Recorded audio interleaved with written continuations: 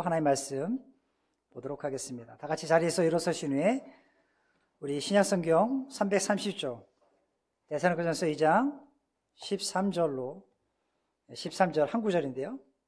말씀을 보도록 하겠습니다. 앞에 스크린이 나와 있는데요. 우리 같이 한 목소리로 성경을 봉독해 보도록 하겠습니다. 읽겠습니다. 시작.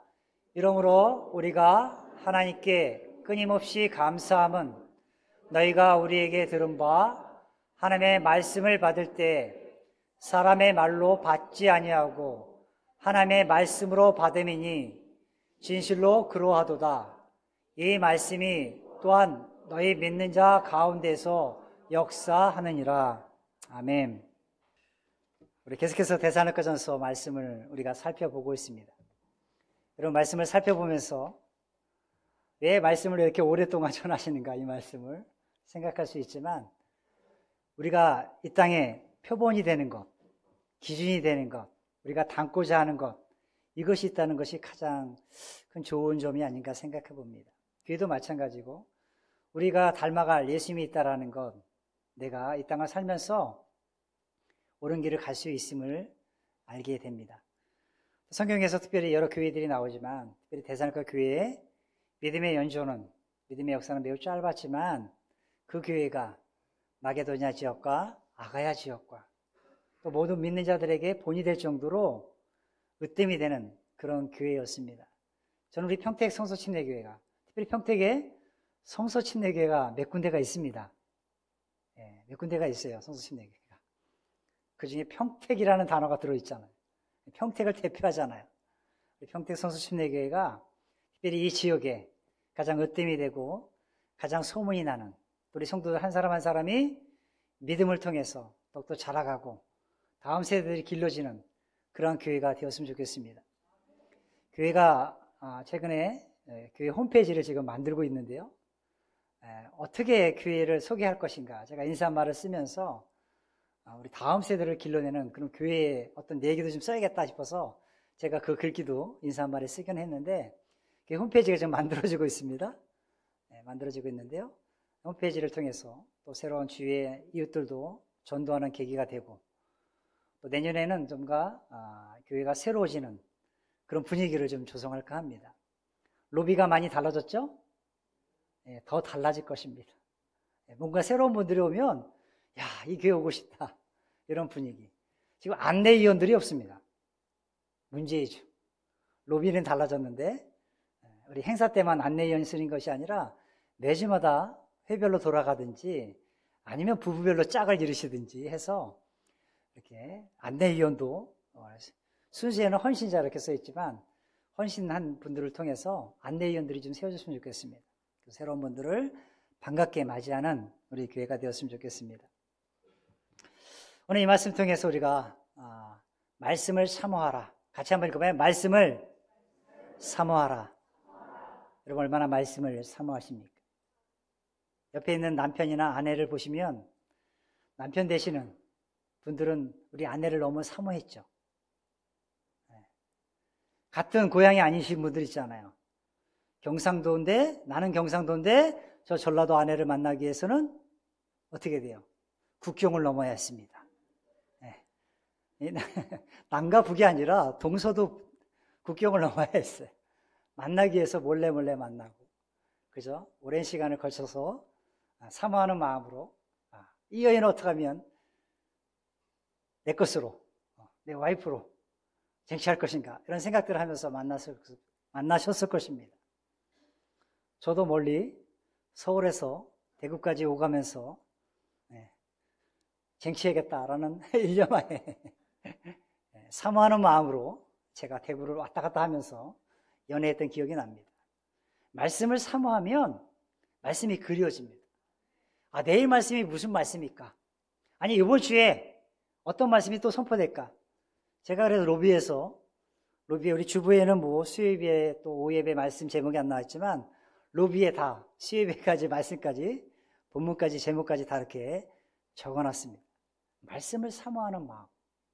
여러분, 교회 나올 때 우리가 말씀을 사모하는 마음으로 나오면 예배를 향한 태도, 그 다음에 우리가 말씀을 들을 때 우리 집사님들 또 남전도에서는 아멘을 잘하고자 했는데 실천이 잘 안 되는 것 같지만 네?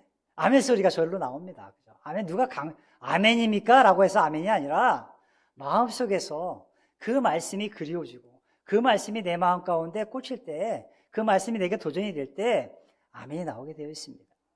특별히 우리 데살로니가 교회 성도들은 정말 말씀을 사모했다라는 거예요. 말씀. 누군가 보고 싶은 사람도 있겠죠. 그리운 사람도 있을 것입니다.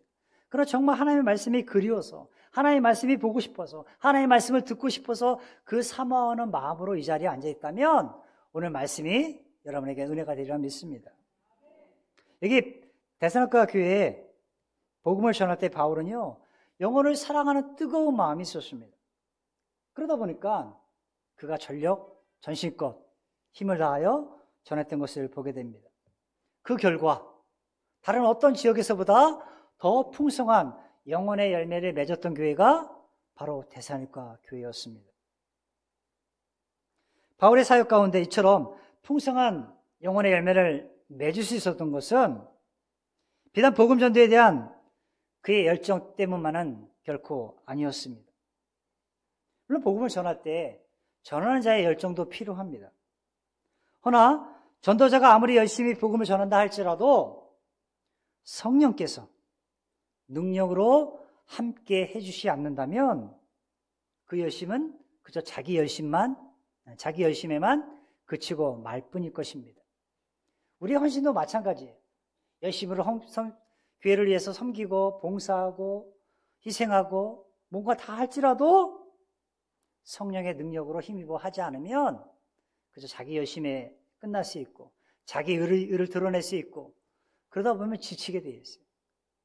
성령이 주시는 그 능력을 힘입을 때 내가 헌신하는 것도 기쁘고 하나님께 드리는 것도 기쁘고 근데 바울은 성령의 능력을 힘입어 복음을 전했어요. 생각해 보세요. 빌립보에서 온갖 고난과 고초를 당하고 옥에 갇혔어요. 그리고 나서 데살로니가 지역을 간 거예요. 그러니까 자기도 좀 쉬고 싶겠죠. 지쳐 있었습니다.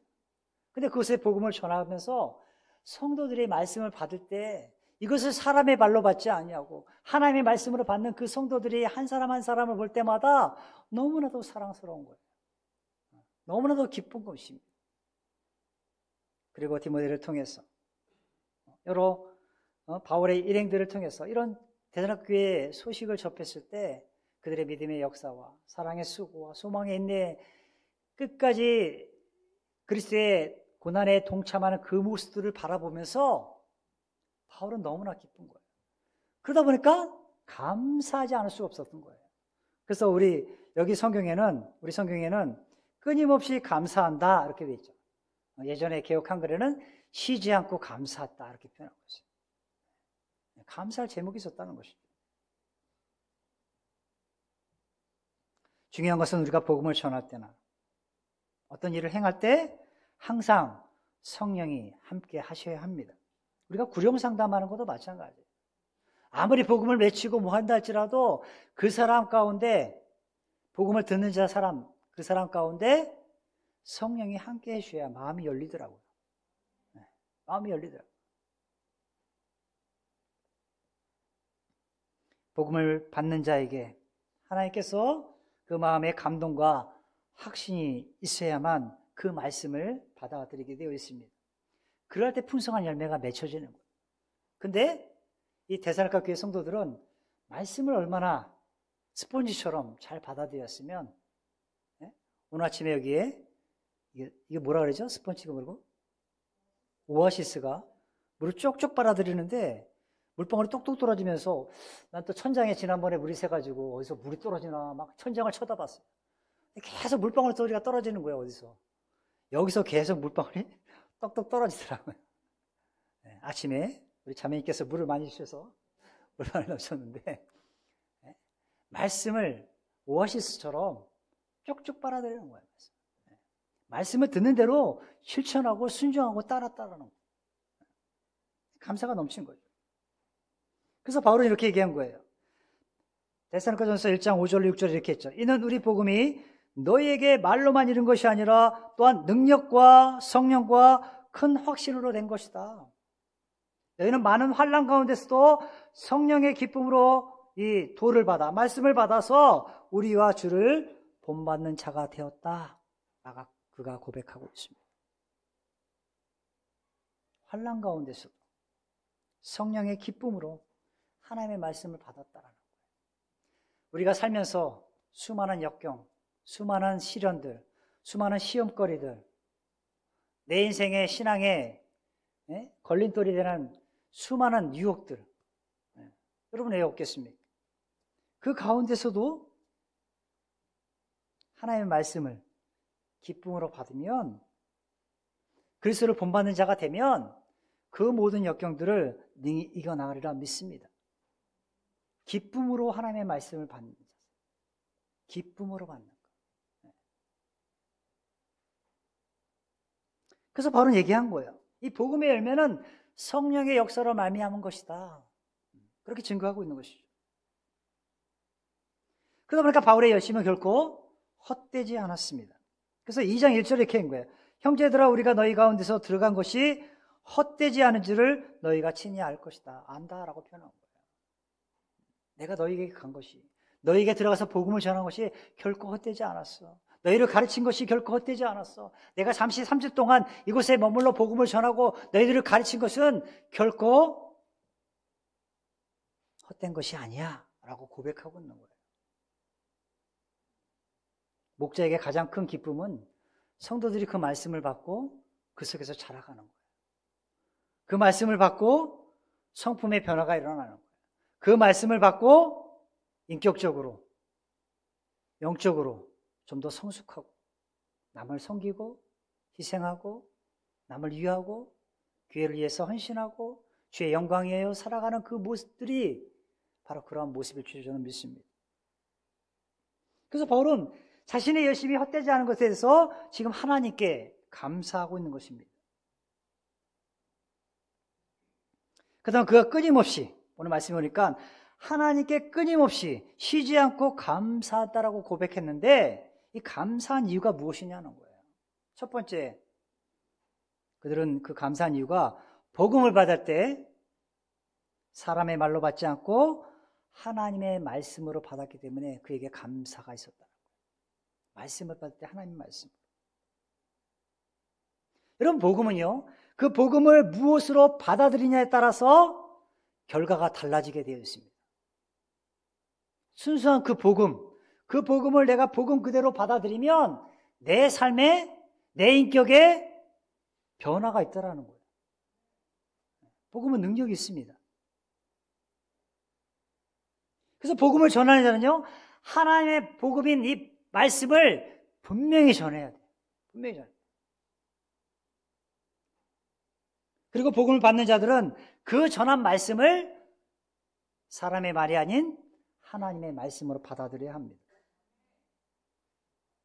여러분, 우리는 이것을 믿습니다. 복음은 분명히 하나님의 말씀인 것을 믿습니다. 여러분 믿으십니까? 네, 복음은 하나님의 말씀이에요. 복된 소식. 예수께서 날 위해 친히 십자가에 죽으시고 죽은 지 3일 만에 부활하신 그 사실, 그 복음, 그 자체는 진리요 생명의 말씀입니다. 그러나 그 복음을 전하는 것은 사람이죠. 문제는요, 복음 그 자체가 완전한 것이지만 복음을 전하는 사람이 때로는 감정적일 수가 있어요. 약점이 있죠, 복음을 전하는. 그러다 보면 하나님 말씀을 전하는 것이 아니라 가끔 강단에 서서 자기 생각, 자기 말, 세상에 돌아가는 이야기 이렇게 전할 수도 있는 거예요. 인간의 감정의 동물이기 때문에. 불완전한 존재입니다. 그래서 복음을 전하는 자가 자칫 자신의 감정에 따라 잘못 전할 수가 있어요. 실수할 수 있는 거죠. 말씀과 전혀 동떨어진 이야기를 할 수도 있는 것입니다. 또한 전하는 자가 복음을 분명하게 전한다 할지라도요, 받아들이는 자가 잘못 받아들일 수 있습니다. 전하는 자가 잘못될 수도 있고 받아들이는 자가 잘못될 수도 있다는 거예요. 한쪽은 잘 됐지만 한쪽이 그렇지 못할 수도 있다는 것이죠. 그래서 우리는 복음을 전할 때 자기 임의대로 그 복음을 가감해서는 안 되는 겁니다. 더하거나 빼서는 안 된다는 거예요. 근데 오늘날 이 복음, 구원의 메시지가 너무나 어려워. 너무나 어려워요. 너무나 쉬운 복음인데. 너무나 쉬운 복음이잖아. 단순한 복음이잖아. 근데 너무 어렵게 가르치는 거예요, 복음을. 구원받기 위해서는 모두 지켜야 되고, 모두 해야가 되고, 구원받기 위해서는 성화의 단계를 위해서 복잡한 거예요, 복잡한 거예요. 그러니까 구원받기 너무 힘들어. 여러분, 구원받기 너무 힘드셨습니까? 너무 단순한 거죠. 예수께서 날 위해서 2000년 전에 이 땅 가운데 오셔서 십자가에 피 흘려 죽으신 그 사실, 죽은 지 3일 만에 부활하신 것처럼 언젠가 우리도 죽지만 다시 부활해서 영광의 몸에 몸을 입고 주님과 함께 동참할 저 천국에서 그리스도가 다시 이 땅에 오실 때, 강림하실 때 하늘에서 혼인잔치가 일어날 그 사실들, 이런 것들을 믿는 그 믿음. 근데 그런 것들이 없어요. 구원을 받으면 잃어버릴 수 있다도 가르치고 있고, 구원을 받기 위해서는 우리가 성화의 단계를 이루기 위해서 한 단계 스텝 바이 스텝을 해가야 되고, 그러니까 율법적 신앙이 되는 거예요. 그러니까 주의 성수라는 표현을 하죠, 일반 교회들. 우리 성서침례교는 주의 성수라는 말을 잘 안 씁니다. 주의를 꼭 지켜야만 구원받는다. 꼭 세례를 받아야 된다. 침례를 받아야만 구원받는다. 세례나 침례는요, 구원받은 표지요, 그냥 겉으로 표현되지는. 정확한 의미는 세례도 틀립니다. 성경에 침례, 밥티조, 영어로 베프티스트, 우리 베프티스트라고 표현하잖아요, 우리 성서 침례교회. 원래 성경의 의미는 침례잖아요. 물에 잠기다라는 뜻이잖아요. 카톨릭에서 물려받은 그 세례, 잘못된 것이에요. 근데 그런 것들에 대해서 모르잖아요. 복음을 가감없이 가감하면 안 되는데, 어떤 것은 플러스하고 어떤 것은 빼고 막 그렇게 전하는 곳이 있습니다. 복음을 자유로 해석하는 그런 일들은 결코 해서는 안 됩니다.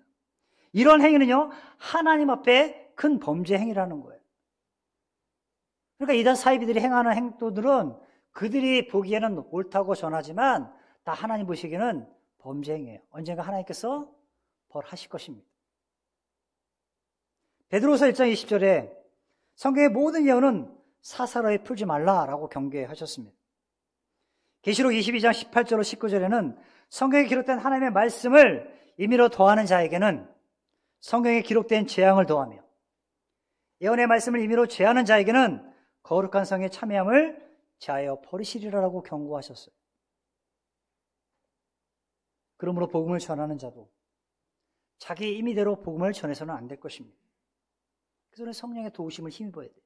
그리고 말씀 그대로를 증거해야 합니다. 그리고 복음을 받아들이는 우리 성도들은요, 비록 사람의 입에서 복음이 전파되지만 들을 때 그 말씀을 하나님의 말씀으로 듣는 자세가 필요합니다. 그래야 내게 은혜가 되는 거예요. 전도자의 입을 통해 전파되는 말씀이 하나님의 말씀이라고 들려질 때 내 속에 회복의 은혜가 있고 성령의 충만함이 넘칠 줄 믿습니다. 그러나 받아들이는 쪽에서 그것을 하나님의 말씀으로 받지 않고 그저 윤리적 규범이나 도덕적 가치의 차원으로 곡해하여 받아들인다면 그 결과는 전혀 다르게 나타날 것입니다. 같은 복음일지라도 어떤 차원에서 전하느냐, 어떤 차원에서 받아들이냐에 따라서 결과가 확연하게 달라지게 되어 있어요. 그래서 주님 말씀하신 거예요. 열매를 통해 우리를 알 수 있다는 말씀하신 거예요. 사탄, 마귀의 권세 앞에 붙들려서 복음을 전하는 자들의 결말은 분명히 정해져 있어요. 그들을 위해서 지옥이 예비되어 있습니다. 같은 복음일지라도 어떤 이들은 윤리적으로 도덕적 차원에서 전하는 사람들이 있습니다. 그저 성도들의 마음에 평안을 주고자, 그저 교훈적 차원에서 교훈하고자, 가르치고자 사람의 말로 전하는 사람도 있습니다. 그러나 거기에는 결코 영혼의 변화가 없습니다. 복음이 신겨지지 않으면 영혼의 변화는 없습니다. 구원의 메시지가 그들의 심령 가운데 뿌리박지 못하면 생명의 역사는 일어나지 않습니다. 여기 데살로니가에 복음을 전한 바울은요, 우리와 똑같은 성품을 지닌 사람이었습니다. 왜 그에게 허물이 없겠습니까? 왜 인간적인 약점이 없겠습니까? 그러나 데살로니가 교회 성도들은 바울의 입을 통해 전파되는 그 말씀을, 그 복음을 사람의 말로 받은 것이 아니라 하나님의 말씀으로 받아들였어요.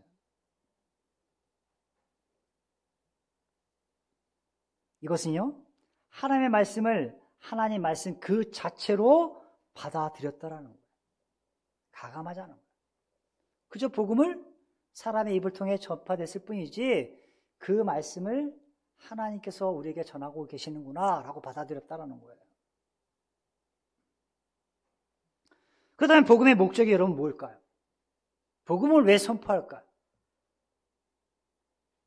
복음을 선포하는 그 이유는 그 영혼이 구원받도록, 구원 선포의 목적이 있습니다.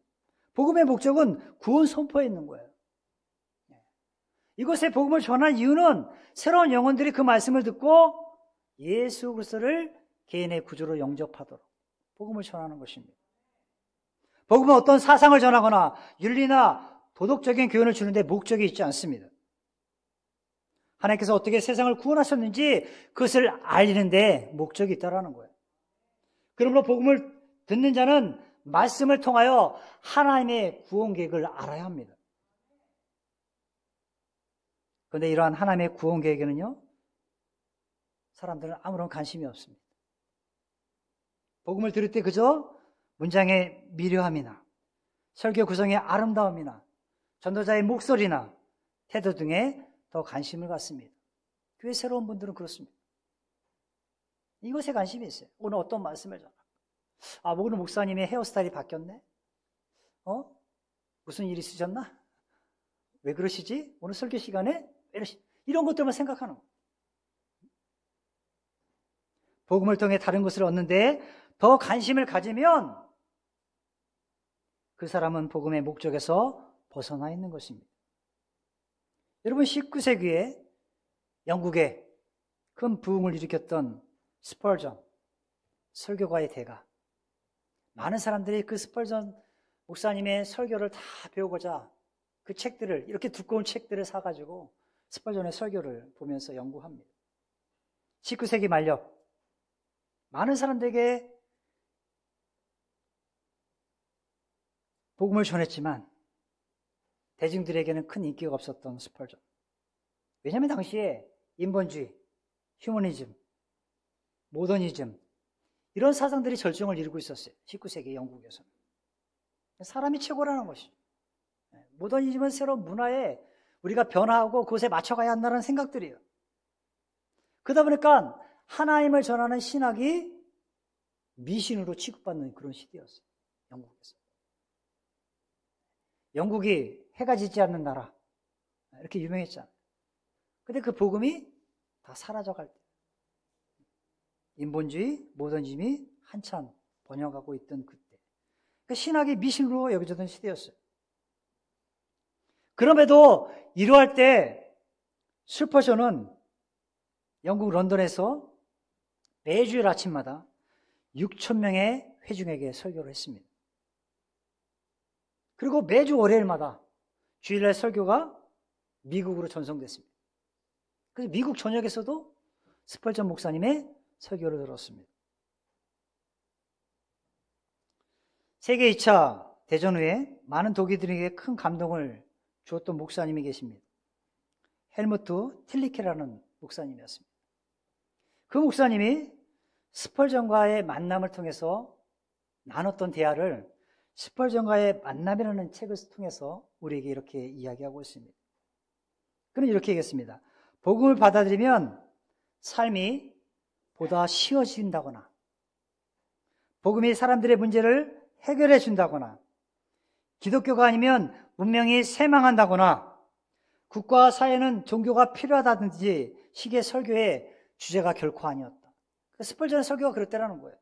사람들에게 뭔가 복음을 들으면 너희들의 문제가 다 해결돼. 복 받아. 예수님은 물론 복 받죠. 예전에 삼중적 축복 이렇게 전했던 말씀들이 있었잖아요. 한국교회 80년대, 80년대 전했던 그 복음들. 기복적 신앙들. 근데 그런 주제가 아니었다라는 거예요.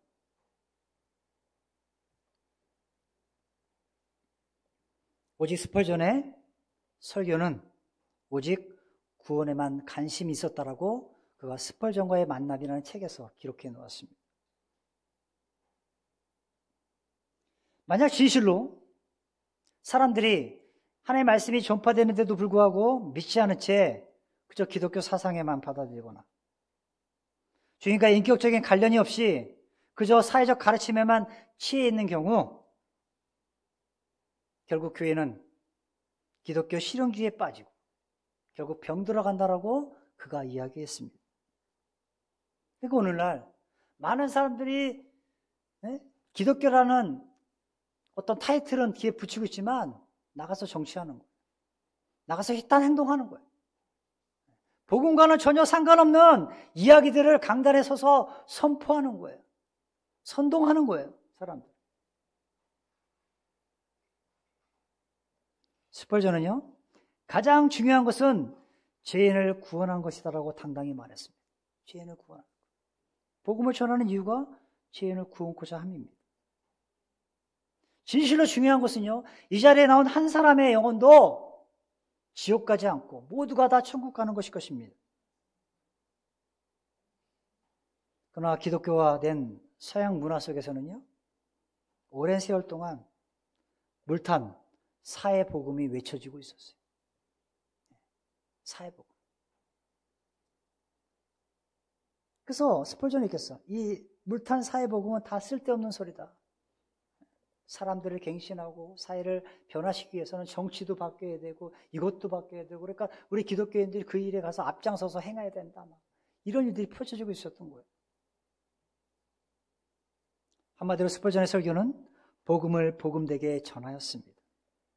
하나님의 말씀을 하나님 말씀 그 자체로 전했기 때문에 당시 인본주의와 모더니즘이 만연하고 있는 그 한계 속에서도 6천 명이나 되는 사람들에게 복음을 전했던 것입니다. 한마디로 설교와 신학이 변질되어 가고 있는 그 시대에 스펄전은 복음의 목적인 구원을 그의 설교를 통해서 선포했습니다. 그러니까 영국의 영혼들을 구원할 수 있었던 것입니다. 자, 여기 오늘 데살로니가 교회 성도들은요, 하나님의 말씀을 들을 때 기쁨으로 받아들였어요. 기쁨으로 받아들였어요. 진실로 그러하도다. 하나님의 말씀, 그래, 바울이 전한 그 복음이 진실로 그러하도다 라고 전한 거예요. 그렇게 받아들인 거예요. 기쁨으로 받아들인 것이죠. 하나님의 말씀을 객관적으로 받지 않고 주관적 입장에서 적극적으로 받은 것입니다. 여기 13절에 보면 받았다라는 단어가 2번 나옵니다. 근데 헬라 언어를 보니까요, 동일한 단어가 쓰였지만 헬라 언어는 같은 뜻이 아닙니다. 앞에 하나님의 말씀을 받을 때라는 이 받을 때라는 말, 첫 번째. 이것은 그저 전통적으로 내려오는 우리의 예언이나 가르침이 다음 세대도 계속 흘러가는 그 말씀. 외형적으로 받아들여지는 것. 내가 듣지 싶지 않아도 그냥 외형적으로 들려지는 말씀들. 그것을 받을 때라고 표현한 거예요. 여기 아이들이 있어요, 주일학교에.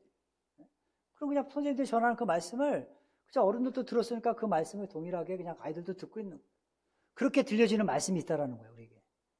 아, 교회 가니까 예전에 목사님이나 지금 목사님이나 뭐 누구 선교사님이 오셔서 말씀을 전하는 거나 뭐 동일한 말씀을 그냥 그저 듣는 것이죠. 그래서 말씀을 받을 때라고 표현한 거예요, 앞절에. 그리고 하반절에 하나님의 말씀을 받을 때 이 말은요, 주관적으로 내가 기쁘게 받았다라는 의미가 있어요. 한쪽으로는 외형적으로 흘러가는 말씀을 내가 들을 때고 한쪽에서는 내가 기쁨으로 말씀을 받았대라고 이렇게 헬라어는 번역해 놨다라는 거예요. 동일한 단어로. 그래서 이 말씀은 즉 성도들이 하나님의 말씀을 기쁨으로 열렬하게 환영하면서 받아들였다는 의미가 있어요. 그저 흘러가는 말씀일 수도 있고 스쳐 지나가는 한쪽 귀로 들렸다가 한쪽 귀로 흘러가는 말씀이 있지만 뒤에 구조는 뭐예요? 하나님의 말씀을 그저 세상적 그냥 내가 알고 있는 그 복음을 받아들인 것이 아니라 내가 개인적으로 주관적으로 그 말씀을 내게 주어진 말씀으로 받아들였다라는 거예요. 적극적으로. 그러니까 그들이 그렇게 표현한 거예요. 그 말씀이 받을 때 진실로 그러하도다. 진실로 그러하도다. 진짜 그 말씀이 정확하네, 분명하네, 이렇게 받아들인 거예요.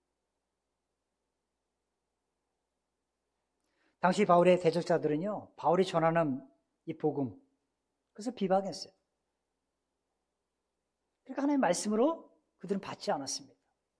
그러니까 바울이 힘들었죠. 그러니까 온갖 오해를 받기도 하고, 온갖 고초를 당하기도 하고, 돌판매질을 당하기도 하고, 매를 맞기도 하고, 침뱉음을 당하기도 하고, 저주를 받기도 하고, 거부를 받는 거죠.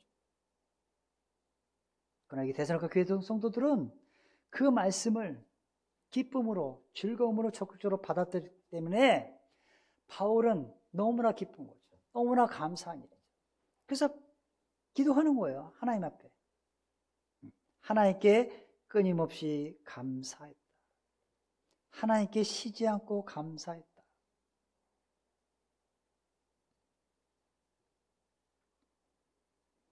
복음의 목적은요, 영혼의 변화에 있습니다. 영혼의 회복에 있습니다. 구원받으면 영혼은 변화되어 있습니다. 내 속에 성령이 살아 역사하는데 왜 변화되지 않겠습니까? 두 번째 보니까 그가 감사한 이유가 납니다. 13절 보니까 그들이 하나님의 말씀을 들을 때 어떻게 했어요? 그 하나님의 말씀이 믿는 자들 속에 역사했기 때문이다라고 그가 고백하고 있습니다. 말씀이 선포됐을 때 그 말씀이 성령을 통해서 성도들 각자 한 사람 한 사람 속에서 역사하고 있었다는 거예요. 역사. 여기 역사했다는 건 효과적으로, 활동적으로 일해졌다라는 거예요. 복음의 목적대로. 그 복음이 여러분의 심령 가운데 뿌리내릴 때 그 말씀이 살아 역사하고 있었다는 거예요. 운동력 있는 것처럼. 그러니까 저들이 회개한 거예요. 우상을 버리게 된 것입니다. 하나님 앞으로 돌아오게 된 거예요. 그리고 그들의 마음을 밝혀 구원에 이르게 한 것입니다. 그것이 복음의 놀라운 역사인 것이죠. 그러다 보니까 심령 가운데 변화가 있고 회복이 있고 주님께 돌아오니까 마음속에 참 기쁨이 솟아나게 된 것입니다. 이렇듯 복음은요, 스스로 하나님의 말씀을 증거합니다. 복음의 능력이 있는 거예요. 바울의 능력이 있는 것이 아니라 복음 그 자체에 능력이 있는 것입니다. 이처럼 하나님의 말씀은 효과적으로 스스로 자신을 증거하고 있기 때문에 믿는 자 속에 역사한다라는 거예요.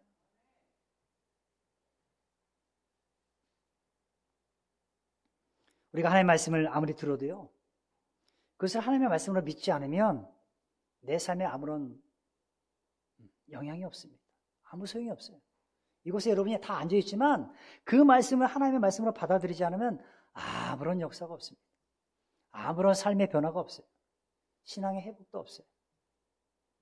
인격적 성숙도 없습니다. 그저 다람쥐 쳇바퀴 돌듯이 그저 매주마다 그저 앉아있을 뿐입니다. 여러분, 우리가 하나님의 말씀을 효과적으로 증거하는 이유는 뭐예요? 그 말씀이 살아있기 때문에, 그 말씀이 성도들의 삶을 변화시키시고 깨치시고 그 속에 역사하기 때문에 말씀을 전하는 거예요.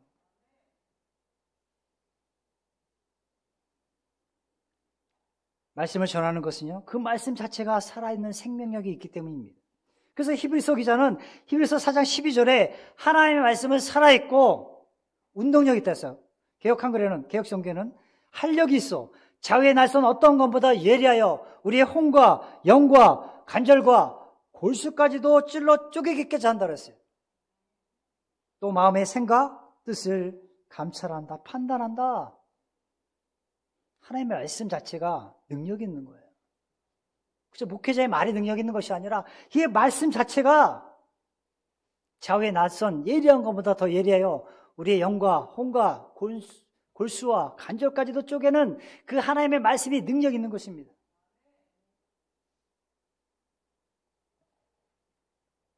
예전에 잉거솔이라는 대령이 있었어요. 잉거솔. 그리고 루 월렛이라는 장군이 있었습니다. 근데 이 대령과 장군이 한 기차를 타고 여행을 떠나고 있었습니다. 서로 대화를 나눈 거예요. 근데 그 두 사람의 대화 속에는 이런 이야기였어요. 예수님에 관한 모독적인 이야기였습니다. 인거설 대령이 이렇게 얘기합니다. 아, 장군님, 예수라는 사람들을 많은 사람들이 믿고 있는데 내가 보니까 그 친구 말이야, 스스로를 하나님의 아들이라고 지칭하고 있는데 헛된 소리 아닐까요? 많은 사람들이 왜 성경을 그렇게 좋아할까? 이런 얘기를 하고 있는 거예요.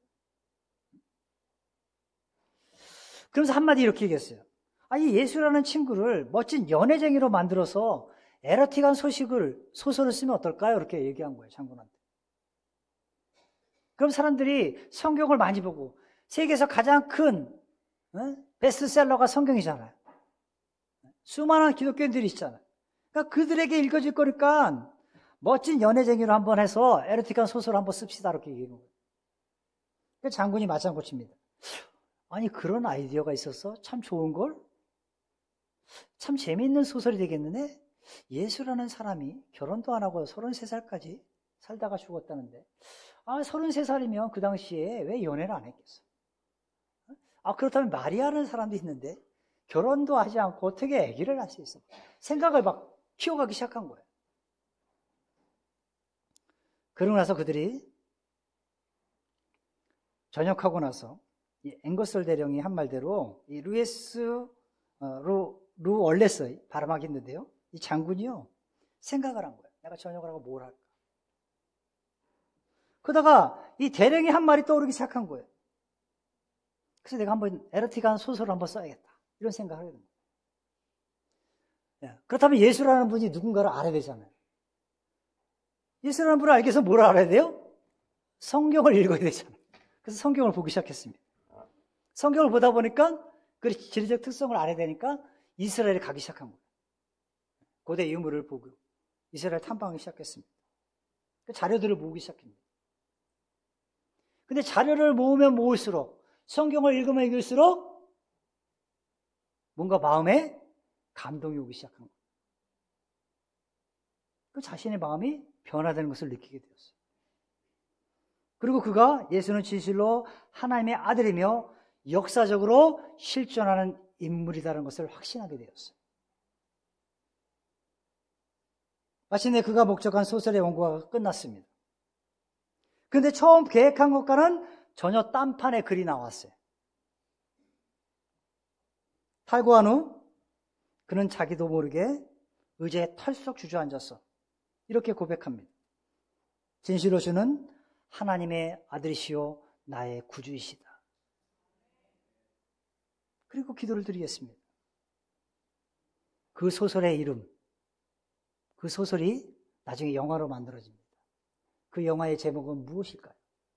알아맞히는 사람들에게는 제가 선물을 이럴 거면 이상한 쪽으로 들어가자.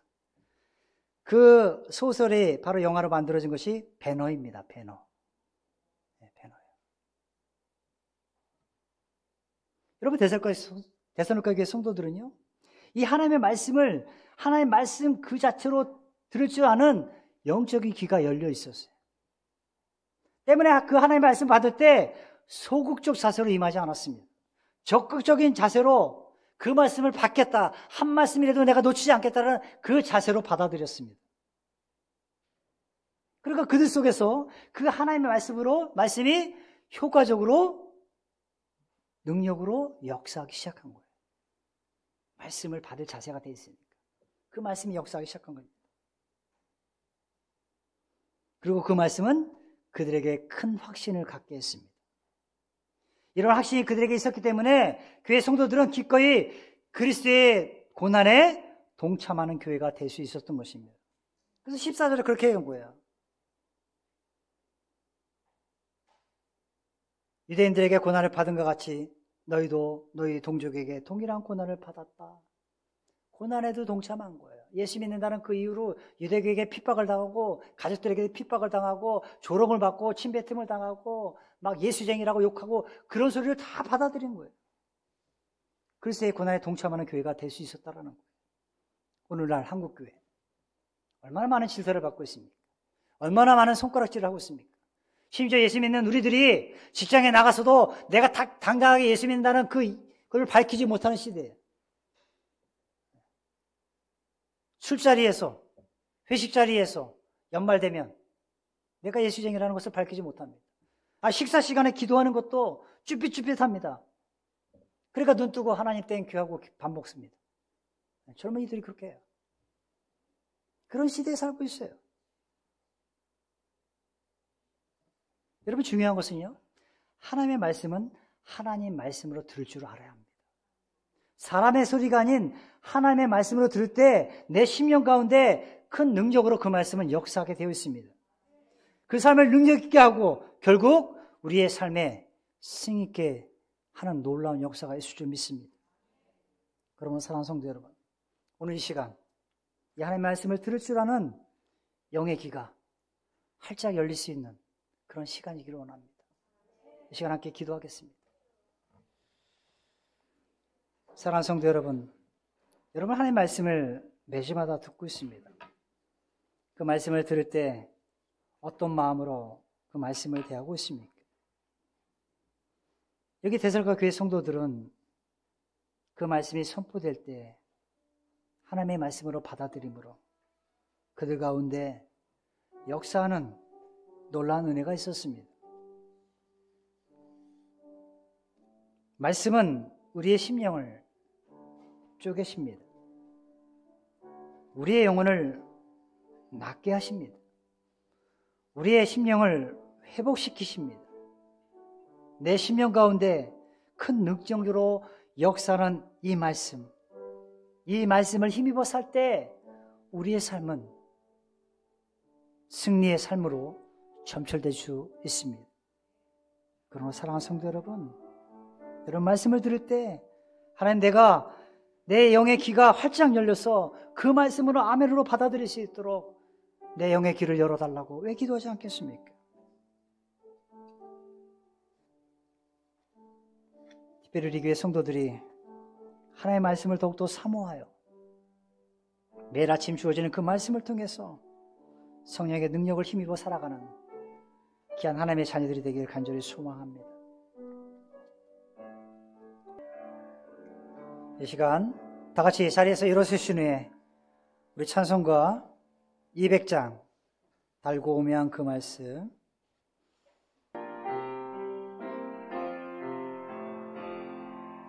달고 오면 그 말씀 생명의 말씀을 귀한 그 말씀 진실로 생명의 말씀이 나에게 가면을 밝히 보여주니 아름답고 귀한 말씀 생명샘이로다.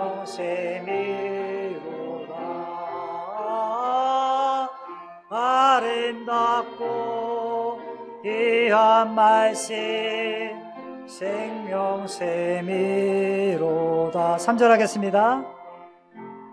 널리 엎어지니 생명의 말씀을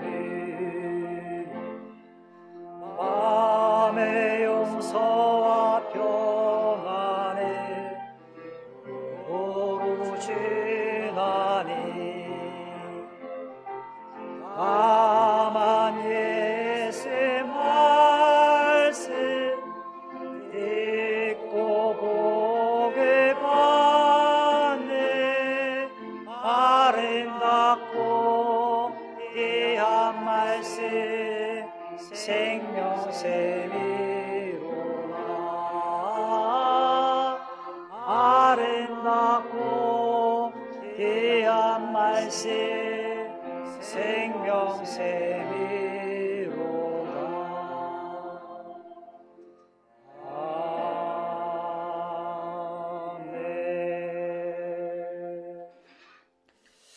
아버지 하나님 감사합니다. 귀한 생명의 말씀을 우리에게 주시고 데살로니가 교회 성도들처럼 우리도 하나님의 말씀이 선포될 때 그 말씀을 하나님 말씀 그 자체로 받아들일 수 있는 영의 길을 우리에게 열어주셔서 말씀을 통해서 우리의 심령이 변화받고 회복되어지는 역사와 성령의 능력으로 힘입어 이 땅 가운데 날마다 승리하며 나아갈 수 있는 우리 귀한 성도들 될 수 있도록 주님, 우리를 통해서 주의 뜻들을 이루어 주시고 이 말씀에 힘입어 살아가는 우리 귀한 성도들 될 수 있도록 축복 내려 주시옵소서.